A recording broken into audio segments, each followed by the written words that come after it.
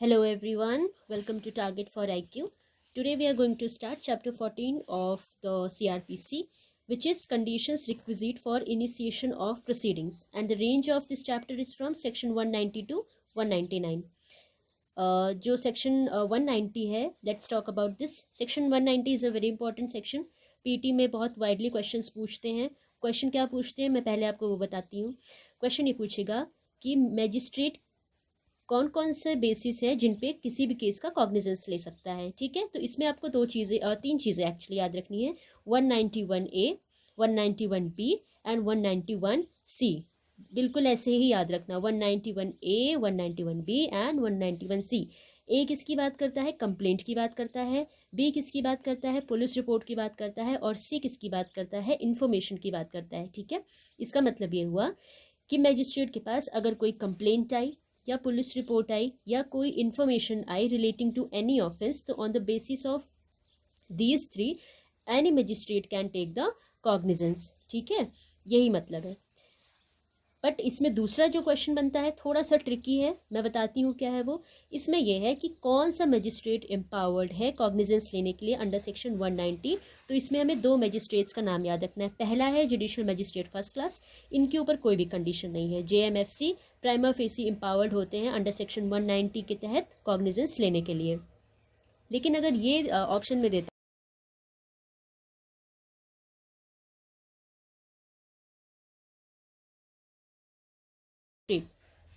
है, ये बात कही गई है 190 के 2 में कि भाई चीफ जुडिशियल मजिस्ट्रेट जब तक जुडिशियल मजिस्ट्रेट सेकंड क्लास को एम्पावर्ड नहीं करेंगे तब तक वो 190 के तहत कॉग्निजेंस नहीं लेंगे.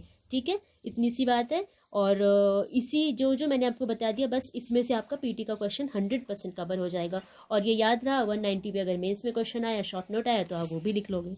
ठीक है, अब देखते हैं 191 बात करता है transfer on application of the accused.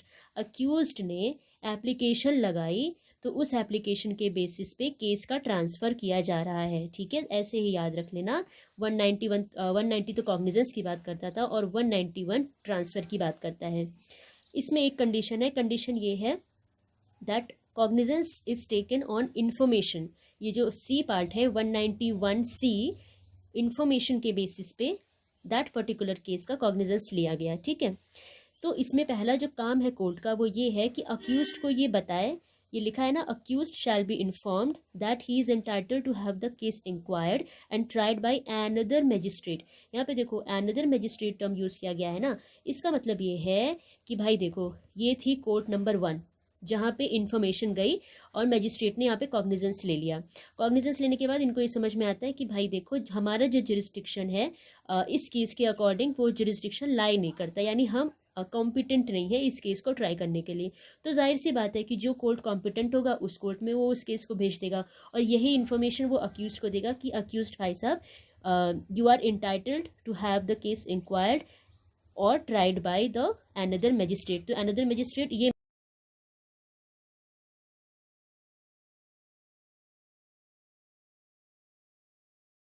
Specified by CJM, यानी CJM आपको बताएगा कि भाई केस को कहाँ का ट्रांसफ़र करो, कैसे ट्रांसफ़र करो. यानी इतना समझ लो कि CJM का काफ़ी रोल होता है जब हम केस को ट्रांसफ़र करते हैं. तो चलो नाउ 192 पे डायरेक्ट क्वेश्चन आता है. पहला क्वेश्चन तो ये आता है कि मेकिंग ओवर किस सेक्शन में दे रखा है. तो अगर मेक ओवर की बात आती है तो उसके लिए आप आंख बंद कर लगा देना 192. ठीक है, एक चीज़ और ध्यान रखो, जो केस को मेक ओवर किया जाता है वो हमेशा अपने से निचली अदालत को किया जाता है. ठीक है, लेकिन जब हम कमिटल करते हैं किसी भी केस का तो कमिटल हम हमेशा अपने से ऊपर की अदालत को करते हैं. चलो अभी ये डिटेल में आप समझ लोगे. आगे बढ़ते हैं 192 में देखते हैं. 192 का 1 क्या बोलता है. पहली चीज़ तो जो केस का मेक ओवर है वो CJM क्या कर रहा है. कौन से स्टेज है? आफ्टर टेकिंग कॉग्निजेंस लेने के बाद चीफ जुडिशियल मजिस्ट्रेट केस का मेक ओवर कर रहा है. किसको करेगा? To whom competent magistrate subordinate to him. मैंने बताया था कि हमेशा मेक ओवर अपने से सबॉर्डिनेट मजिस्ट्रेट को किया जाता है और जाहिर सी बात है अपने पास से केस या किसी दूसरे मजिस्ट्रेट के पास भेज रहे हैं जो उनसे जूनियर है, तो उसी के पास ना भेजेंगे जो कॉम्पिटेंट होगा उसको ट्राई करने के लिए. तो बस इतनी सी बात है. दूसरा क्या है, जुडिशियल मजिस्ट्रेट फर्स्ट क्लास, ये भी मेक ओवर कर सकते हैं, लेकिन इसमें एक कंडीशन होनी चाहिए कि इनको सीजीएम ने एम्पावर किया हो। दूसरा, ये किसको भेजेंगे, टू द कॉम्पिटेंट मजिस्ट्रेट। कौन बताएगा, सीजीएम बताएगा कि हाँ भाई ये है कॉम्पिटेंट मजिस्ट्रेट जिनको judicial magistrate first class case अपना मेक ओवर कर दो। इनकी भी स्टेज यही है, after taking cognizance of an offence. ठीक है, और मेक ओवर क्यों किया जाता है, फॉर इंक्वायरी और ट्रायल। ये तो कॉमन सेंस की बात हो गई। चलो देखो 193, cognizance of offences by courts of session. Court of session कब कॉग्निजेंस लेती है किसी ऑफेंस का, इसमें आपको दो चीज़ ध्यान रखनी है।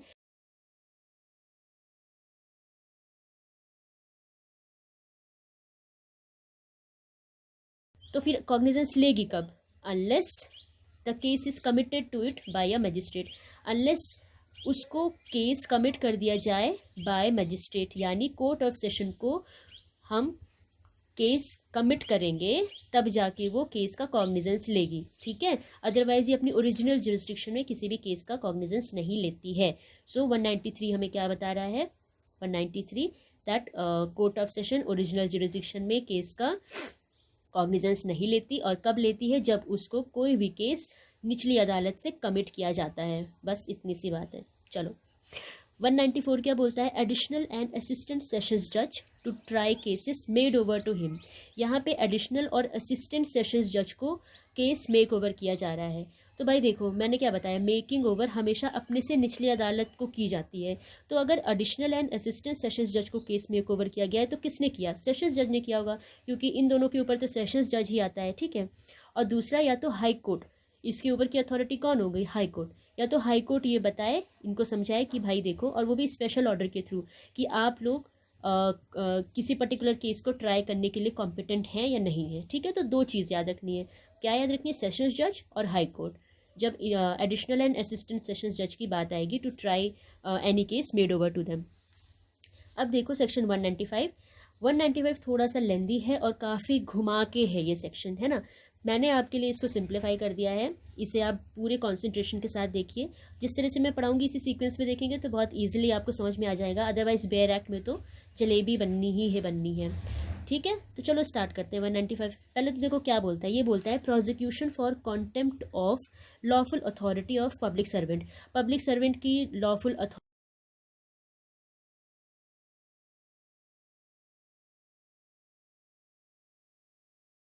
ऐसे हैं जो अगेंस्ट पब्लिक जस्टिस हो रहे हैं, उनसे रिलेटेड प्रोसीडिंग्स कैसी चलेंगी।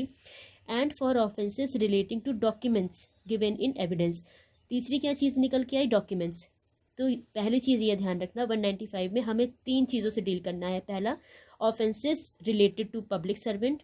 दूसरा, अगर अगेंस्ट पब्लिक जस्टिस ऑफेंस हुआ है उस पर ध्यान देना है। और तीसरा, डॉक्यूमेंट से रिलेटेड अगर ऑफेंसेस है तो उनमें प्रोसिक्यूशन कैसे लिया जाएगा, उनमें केस कैसे चलेगा, प्रोसीडिंग्स कैसे स्टार्ट होंगी, इसके बारे में बात करता है। चलो अब 195 का 1 देखते हैं। इसमें पहले तो हम ये पढ़ेंगे, क्या समझना है, इंडियन पिनल कोड के सेक्शन 172 से लेके 188 तक के ऑफेंसेस अगर हुए हैं, ठीक है, ये क्या है, होमवर्क है आपका, और इसको ज़रा देखना। अगर आपने कंसंट्रेशन के साथ पढ़ा होगा अभी मुश्किल से 2 मिनट पहले जो मैंने बताया, तो आप समझ गए होंगे कि ये जो ऑफेंसेस हैं किससे रिलेट कर रहे होंगे। मैं पहले ही आपको 3 कैटेगरीज बता चुकी हूँ। ठीक है, देखो थोड़ा सा लिख भी दिया है। चलो, तो अगर 172 से लेके 188 आईपीसी तक के ऑफेंसेस हुए हैं, या उनका अबेटमेंट हुआ है, अटेम्प्ट हुआ है, या क्रिमिनल कॉन्स्पिरेसी की गई है टू कमिट सच ऑफेंसेस, तो इनका कॉग्निजेंस कैसे लेगा कोर्ट। तो इनका कॉग्निजेंस कोर्ट सिर्फ एक ही कंडीशन में लेता है। देखो जो अब मैं बोलने जा रही हूँ ये बहुत इंपॉर्टेंट है, क्योंकि मैंने यहाँ जो लैंग्वेज लिखी है ना, ये बेयर एक्ट की लैंग्वेज के एकदम अपोजिट है। मतलब उसका मीनिंग तो वही है पर लिखा कुछ और है वहाँ पे, और मैंने यहाँ पे सिंप्लीफाई करके इजी वर्ड्स में लिखने की कोशिश की है ताकि आपको ईजिली समझ में आए। चलो इसको एक बार पढ़ती हूँ। यहाँ पे ये लिखा है, court shall take cognizance only, ठीक है, court shall take cognizance only on the complaint in writing of the public servant concerned और his superior officer of following offences. इसमें दो चीज़ें इंपॉर्टेंट है, पहली ओनली इंपॉर्टेंट है, यानी जो कोर्ट है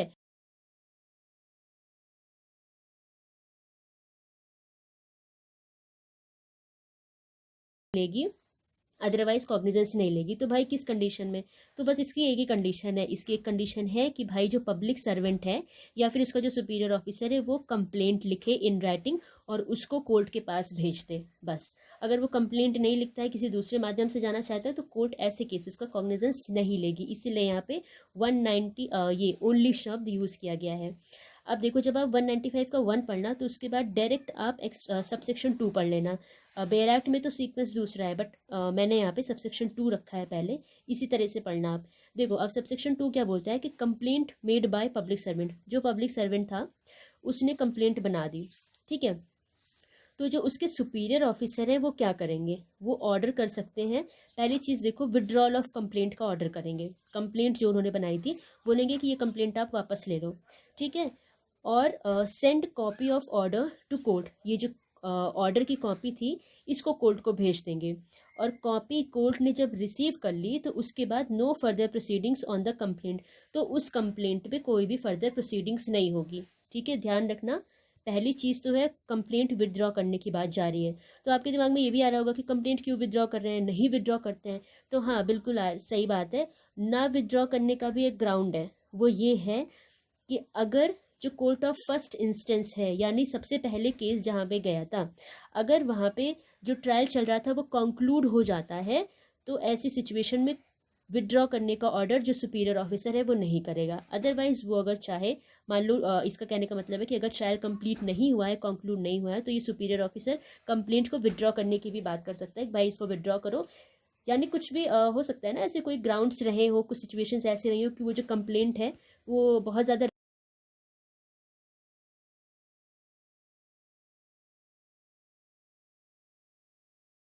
का कंप्लेंट के लिए, ठीक है। तो बस ध्यान रखिएगा। अब देखो बी क्या बोलता है, कॉग्निजेंस इज टेकन, कॉग्निजेंस ले लिया गया। ये भी ओनली है, यानी सिर्फ यही चीज़ें होंगी तभी कॉग्निजेंस लिया जाएगा। अच्छा पहले ऑफेंसेस देख लेते हैं। देखो यहाँ पे 3 कैटेगरी के ऑफेंसेस हैं, ठीक है। यहाँ पे पहला है कि पनिशेबल अंडर 193 से लेके 196, 199, 200, 205, 211 एंड 288, ये सब जाहिर सी बात है आईपीसी के ऑफेंसेस होंगे। ये कौन कौन से ऑफेंसेस हैं, offence committed in court proceeding, court proceeding चल रही थी उसके दौरान ये ऑफेंसेस हुए हैं, ठीक है। इसको डिटेलिंग में आप आईपीसी खोल के एक बार देखो, मेहनत करो थोड़ी सी अभी के अभी। दूसरा क्या है, अगर 463, 471, 475 और 476 से रिलेटेड ऑफेंसेस हैं, क्या है ये offences committed in respect of document, ठीक है, जो कि एविडेंस में दिए गए हैं, या फिर क्रिमिनल कॉन्स्पिरेसी की गई to commit, attempt to commit या अबेटमेंट ऑफ, ये जो ऊपर दिए गए हैं इनसे रिलेटेड, ठीक है। तो ये जो 3 कैटेगरी के ऑफेंसेस हैं इनका कॉग्निजेंस कोर्ट तभी लेगी, पहली चीज़ तो जब कंप्लेंट बनाई जाए इन राइटिंग, और दूसरा कौन बनाएगा कंप्लेंट, बाय सम ऑथराइज्ड ऑफिसर, या फिर ये जो सुपीरियर कोर्ट है वो किसी दूसरे ऑफिसर को ऑथराइज कर दे, ठीक है, या दूसरे कोर्ट को ऑथराइज कर दे। यानी कि यहाँ पे भी ये ध्यान रखना है कि कंप्लेंट के थ्रू ही कॉग्निजेंस लिया जा रहा है और कंप्लेंट मौखिक नहीं, आपको लिखित ही देनी है, ठीक। सबसेक्शन 3 क्या बोलता है कि जो कोर्ट है 195 में, कोर्ट शब्द जो बार बार आ रहा है, तो इसमें सिविल, रेवेन्यू, क्रिमिनल कोर्ट और ट्रिब्यूनल्स, ये सारी चीज़ें इंक्लूड की जाएंगी। ये याद रखना कि ट्रिब्यूनल्स भी यहाँ पे इंक्लूड होते हैं। नाउ सबसेक्शन 4, इसको हमें पढ़ना है सबसेक्शन 1B के साथ, ठीक है, ये आप अपने बैरक में लिख सकते हैं। यहाँ पे क्या लिखा है, कोर्ट जो है, court deemed to be subordinate to,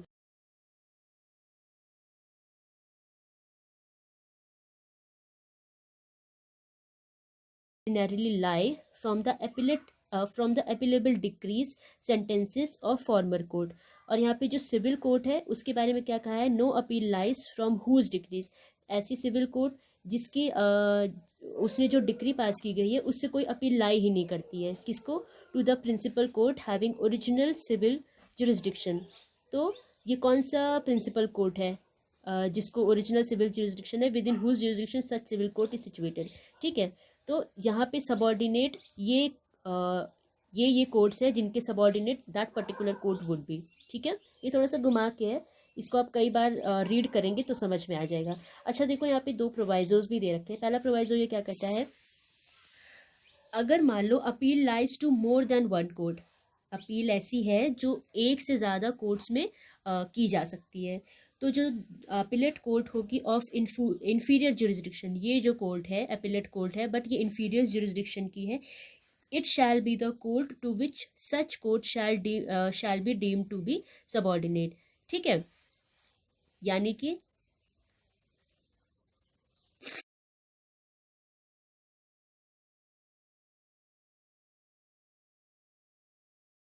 बहुत ज़्यादा क्वेश्चन भी नहीं आता है, जो जो क्वेश्चन आता है वो मैंने आपको बता दिया। क्वेश्चन बेसिकली यहीं से पूछेगा, जो ये इसका फर्स्ट पार्ट है। ठीक है, कि कॉग्निजेंस कौन लेगा और कैसे ले सकता है, दैट्स इट। अच्छा, मान लो दूसरी कंडीशन क्या है, appeal lies to civil court and revenue court. अब अपील भाई ऐसी है कि सिविल कोर्ट में भी लाई कर रही है और रेवेन्यू कोर्ट में भी लाई कर रही है, तो यहाँ पे सबऑर्डिनेट कोर्ट किसको हम कंसिडर करेंगे, इसमें केस का नेचर देख के कंसिडर करेंगे according to the nature of the case और प्रोसीडिंग। ठीक है, चलो अब 195A, ये 2009 का अमेंडमेंट था, 31/12/2009। ये क्या बात करता है, procedure for witnesses in case of threatening etcetera. अगर विटनेस को थ्रेट कर रहे हैं, उनको डरा धमका रहे हैं, तो ऐसी कंडीशन में प्रोसीजर की बात करता है। तो इसमें कुछ भी नहीं है, जो विटनेस है या कोई भी पर्सन, ठीक है, जिसको थ्रेट किया जा रहा है, तो वो एक कंप्लेंट कर सकता है offences as under section 195A IPC। 195A IPC कौन से ऑफेंसेस की बात करता है, threatening any person for giving false evidence. तो बस इसमें कुछ नहीं कह रहे हैं, इसमें बस ये कह रहे हैं कि जो भी ये विटनेस है या कोई भी पर्सन है, वो एक कंप्लेंट फाइल कर सकते हैं अगर उनको थ्रेट किया जा रहा है तो। नाउ 196, ये क्या बोलता है, prosecution for offences against state. State के अगेंस्ट ऑफेंस कर दिया भाई किसी ने, कैसे चलेगा prosecution, and for criminal conspiracy to commit such offence. और वो ऑफेंस करने के लिए अगर क्रिमिनल कॉन्स्पिरेसी करते हुए पकड़े गए हैं तो उनका प्रोसिक्यूशन कैसे होगा, इसकी बात करता है 196। इसमें क्या बोलता है, cognizance of following offences only with the previous sanction of the state government या सेंट्रल गवर्नमेंट। ये जो आपको कैटेगरी बताई गई है ऑफेंसेस की, इनका कॉग्निजेंस तभी लिया जाएगा जब आपको प्रीवियस सैंक्शन मिली हो, किसकी, स्टेट गवर्नमेंट या सेंट्रल गवर्नमेंट की। ऑफेंसेस है ये ऑफेंसेस वो जो पनिशेबल अंडर चैप्टर 6, 153A, 295 और 505(1) of IPC, criminal conspiracy to commit such offence and abetment under section 108A। ये सारे ऑफेंसेस अगर हुए हैं तो उनका कॉग्निजेंस तभी लिया जा सकता है जब previous sanction of state government या सेंट्रल गवर्नमेंट हमें मिली हो तब, अदरवाइज नहीं। 1A क्या बोलता है, previous sanction of state government, central government और डिस्ट्रिक्ट मजिस्ट्रेट। क्या इंपॉर्टेंट है यहाँ पे, ये इंपॉर्टेंट है कि ये जो कैटेगरी है, इसमें कैटेगरी याद रखनी पड़ेगी, बार बार पढ़ लेना। इसमें सिर्फ दो लोगों का सैंक्शन चाहिए, स्टेट गवर्नमेंट या सेंट्रल गवर्नमेंट। लेकिन ये जो कैटेगरी है, कौन सी कैटेगरी, 153B, देखो 153A में आपको सिर्फ इन्हीं दोनों का परमिशन चाहिए, ठीक है, यानी सैंक्शन। लेकिन 153 अगर ऑप्शन में 153B कर दिया, वैसे पता नहीं इतना ट्रिकी और घुस के वो पूछेगा कि नहीं, बट चलो हम पढ़ लेते हैं। अगर B कर दिया तो भाई यहाँ पे स्टेट गवर्नमेंट, सेंट्रल गवर्नमेंट के साथ साथ जो डिस्ट्रिक्ट मजिस्ट्रेट हैं उनके प्रीवियस सैंक्शन की भी ज़रूरत पड़ेगी। 505(1) है तो स्टेट गवर्नमेंट और सेंट्रल गवर्नमेंट, बस यही दोनों हैं। लेकिन 505(2) और 3 आ गया तो आपको ये तीनों लोगों की सैंक्शन की ज़रूरत पड़ेगी। तीनों लोगों की मतलब साथ में नहीं, इसका मतलब है कि या तो ये दे या तो ये दे या तो ये दे, ठीक है, पर आपको याद रखना है क्योंकि पीटी में है ना घुमा तो सकता ही है। और दूसरा, अगर ये सब ऑफेंस करने के लिए वो क्रिमिनल कॉन्स्पिरेसी कर रहे हैं तो, ठीक। देखो 196 का 2 क्या बोलता है, क्रिमिनल कॉन्स्पिरेसी की बात कर रहा है जो 120 में है, ठीक है, इसमें कोई कॉग्निजेंस नहीं लिया जाएगा। लेकिन अगर क्रिमिनल कॉन्स्पिरेसी जो पनिशेबल